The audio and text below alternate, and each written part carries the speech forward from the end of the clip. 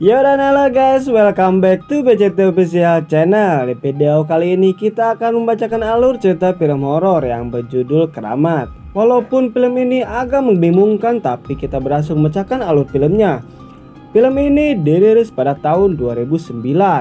Film ini adalah sebuah film dokumenter yang menceritakan tentang sekelompok orang yang akan membuat sebuah film. Dan terjadi sesuatu yang tidak diduga oleh mereka.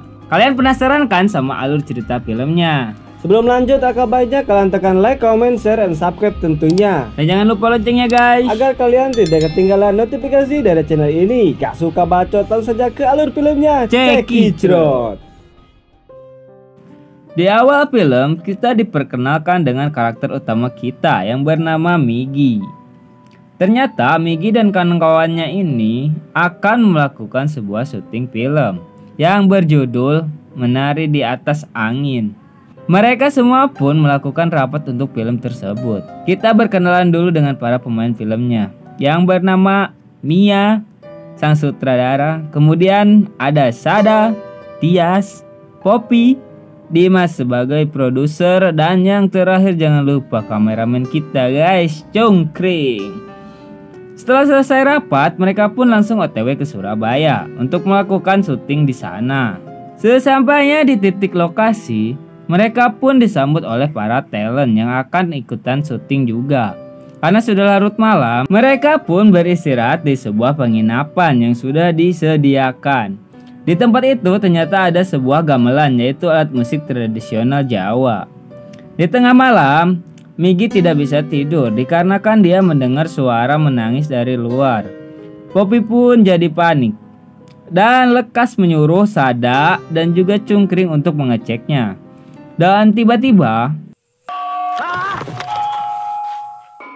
terdengar suara gamelan dari dalam penginapan. Mereka berdua pun tidak percaya dan menuduh Poppy dan Migi lah yang sedang mengerjai mereka. Namun Migi dan Poppy membantah hal itu. Sebab bukan mereka lah yang membunyikan gamelan tersebut. Karena masih penasaran, mereka berdua pun mengecek keluar penginapan lagi. Dan tiba-tiba ada seseorang dengan sepatu super yang melaju dengan sangat cepat di belakang Sada, yang membuat mereka berdua kaget. Karena mereka mulai merasa makin aneh, mereka berdua pun memutuskan untuk kembali ke penginapan. Keesokan paginya, mereka pun melakukan latihan syuting. Akan tetapi, syuting mereka itu tidak sesuai dengan ekspektasi, yang membuat Maya selaku sutradara pun langsung mencermai mereka dengan omelan ala-ala mama barbar. Dengan omelan ulang lagi anjing. Omelan terus. Oke, next. Karena dalam 1 minggu mereka harus mengumpulkan syuting. Bangke anjir. Karena dalam 1 minggu mereka harus menyempurnakan syutingnya. Karena sudah kesal, Maya pun menyuruh mereka untuk beristirahat. Ketika dalam perjalanan, Poppy dan Dias malah main-main yang membuat Maya semakin kesal, terutama Dias, karena dia ini orang yang paling ngeselin di antara mereka semua. Ketika di perjalanan, mereka pun merasa ada yang aneh disebabkan keadaan jalan yang begitu sepi. Dan tiba-tiba mereka melihat ada cahaya api yang menyala-nyala, dan sudah jelas itu bukan negara api yang akan menyerang, melainkan Banaspati. Dengan sigap mereka pun langsung berputar arah untuk menghindari hal-hal yang tidak diinginkan. Setelah kejadian itu, mereka pun langsung kena omel dari Maya dikarenakan pulang telat. Meskipun sudah menjelaskan kejadian yang dialami mereka, Maya dan Dimas selaku produser pun tidak percaya dan membuat situasi semakin memanas. Di keesokan paginya lagi, Migi tiba-tiba blank dan merasa tidak enak badan, dan kejadian aneh pun terjadi. Di saat mereka akan membawa Migi ke rumah sakit, badan Migi mendadak berat untuk diangkat. Meskipun sudah mengumpulkan semua kekuatan dari kru yang lainnya, namun tidak ada hasil. Karena mereka bingung dengan kejadian tersebut, mereka pun ngopi santai sambil sebat untuk menghilangkan stres. Di saat lagi santai-santainya, mereka dikagetkan dengan suara orang lagi nyinden. Setelah dicek ternyata itu Migi. Karena percakapan ini memakai bahasa Jawa, mari kita translate. Ternyata ada sosok goib yang masuk ke dalam tubuh Migi. Dia pun berkata dia ini tidak bermaksud mengganggu mereka dan menyuruh mereka untuk keluar. Pagi yang cerah pun disambut dengan perang dunia keempat antara Dimas dan juga Maya. Dikarenakan syuting mereka jadi gagal total. Saking kesalnya, ketika Dias akan melerai mereka, dia pun langsung disemprot. Dengan tanpa kata-kata, Dias menjauh dari pertengkaran tersebut. Bukan urusan lo. Apa lagi nih? Hotel anak lo. Karena tidak ada jalan lain, mereka pun mengundang seorang dukun untuk membantu Migi. Dan percakapan di antara mereka pun terjadi. Ternyata sosok yang ada di dalam tubuh Migi itu bernama Nyi Pramodrawardhani. Dan dia ini mengakui bahwa dia ini menyukai Migi dan merasakan bahwa garis darah keturunannya ada pada Migi.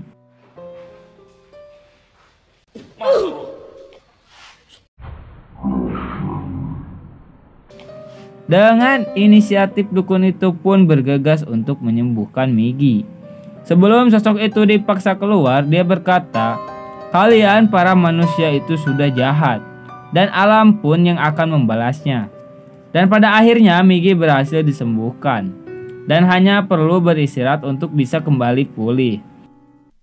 Di sela-sela itu, mereka dikagetkan dengan hilangnya Migi, dan ternyata Migi telah dibawa ke alam mereka. Sesuai petunjuk dari dukun itu, mereka harus ke pantai Palang Kritis. Sebab disitulah ada portal atau gerbang menuju ke alam mereka.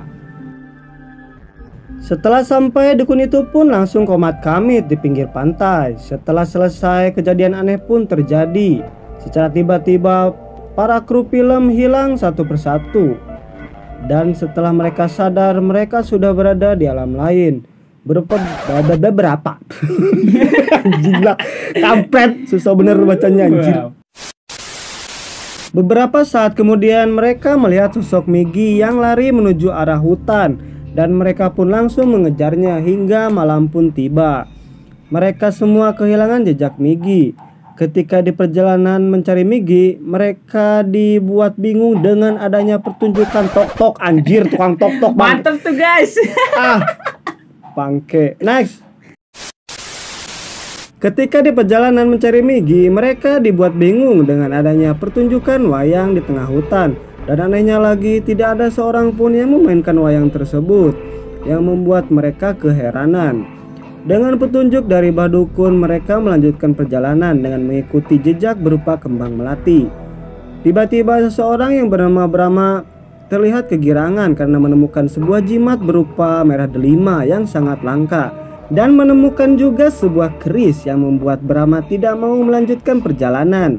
Disebabkan keserakahannya itu, dia malah diseret oleh suatu tak kasat mata yang membuat mereka lari ketar-ketir. Situasi pun menjadi panik dan juga memanas ketika pertengkaran yang terjadi di antara mereka.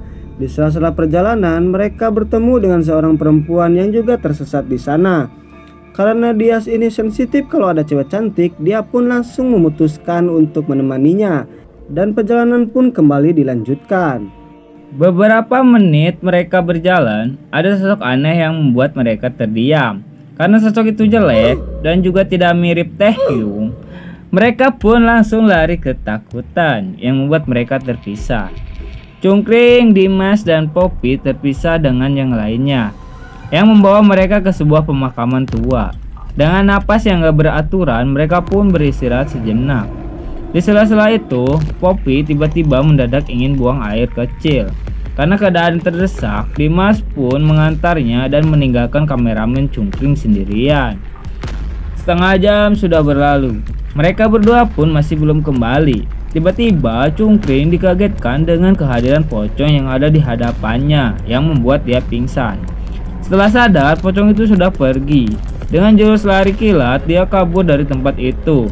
Tak disangka-sangka dia bertemu dengan Sada dan juga Maya. Betapa kagetnya Cungkring, ternyata Poppy juga bersama mereka. Jadi siapa yang tadi bersama Cungkring tadi? Setelah beberapa saat kemudian, terdengar teriakan dari Dimas. yang membuat mereka langsung kabur dari tempat tersebut. Kejadian aneh pun terjadi lagi. Tiba-tiba ada beberapa orang yang melintas sambil membawa mayat. Mereka pun langsung bersembunyi dan sangat mencengangkan. Terlihat jelas dari jam tangan yang ada di mayat tersebut itu adalah sosok Dias. Tanpa pikir panjang mereka pun langsung kabur lagi hingga membawa mereka ke sebuah pertunjukan gamelan. Namun tidak ada satu orang pun yang memainkannya. Di tengah-tengah pertunjukan tersebut ada beberapa orang yang sedang menari dan salah satunya itu adalah Migi. Mereka pun ketakutan sekaligus bingung bagaimana cara untuk menyelamatkannya. Dengan inisiatif, Sada langsung membawa kabur Migi dan diikuti dengan yang lainnya. Setelah mereka cukup jauh, mereka pun beristirahat sejenak. Namun penderitaan mereka belum berakhir. Dengan situasi yang sangat melelahkan, mereka didatangi oleh beberapa orang yang berpakaian ala-ala kerajaan dan mengaku sebagai penjaga hutan tersebut dan berkata kepada mereka untuk segera meninggalkan tempat ini. Dan jika matahari sudah terbit, kalian akan di tempat ini untuk selama-lamanya. Setelah mendengar itu, mereka pun panik. Dengan egois, Maya malah meninggalkan yang lainnya. Dan pada akhirnya Sada pun sudah pada batasnya dan sudah sangat kelelahan. Setelah beberapa menit mereka berjalan, terlihat Maya yang berbaring di tanah. Dia pun mengaku bahwa dia itu mendadak tidak bisa berjalan. Dan kamera pen Cungkring pun masuk ke dalam kameranya sendiri untuk membantu Maya. Namun betapa sialnya, Cungkring malah digigit oleh sosok yang berupa Maya tersebut. Karena ketakutan, Sada pun membawa Migi kabur dan Poppy membawa kameranya si Cungkring. Terlihat langit sudah menandakan pagi. Dengan tertatih-tatih mereka pun menembus asap putih dan pada akhirnya mereka bisa keluar dari hutan tersebut. Betapa sangat membagongkan sekali. Kini sirna sudah, rasa lega mereka pun ditutup dengan terjadinya getaran hebat di tempat tersebut. Dan ternyata pada tanggal 27 Mei pukul 5.57 waktu Indonesia Barat, terjadi gempa tektonik yang mengguncang Bantul dan sekitarnya, yang menyebabkan semua kru film tidak ada yang selamat. Yang tersisa ialah sebuah kamera yang merekam behind the scene mereka sebelum gempa terjadi. Yo, oke guys, inilah dari film Keramat. Ya, pesan-pesan dari film ini adalah betapa indahnya alam kita ini guys ya. Dan janganlah kalian merusaknya, atau kalian akan tahu akibatnya. Misal cewek kalian yang indah itu janganlah dirusak. Cepet kawinin ya guys ya kalau kalian punya duit. Gimana menurut lo? Dan fakta sesungguhnya dari film ini kalian sudah ditipu guys. Film ini bukan keramat judulnya guys, melainkan gempa tektonik Bantul guys. Mana ada anjing judul kayak gitu bang. Kalian harus nonton sampai akhir guys. Itu nggak ada yang selamat di situ guys, cuma kamera doang yang selamat. Ya gimana lagi itu faktanya sih. Ya udahlah. Ya udah tanpa lama-lama ya kan, udahlah. Kalian jangan lupa dukung channel ini dengan cara like, comment, share, dan subscribe tentunya. Dan jangan lupa loncengnya guys, agar kalian tidak ketinggalan notifikasi dari channel ini. Gue Yudhistira pamit. Gue Repan. See you next time video. Bye bye.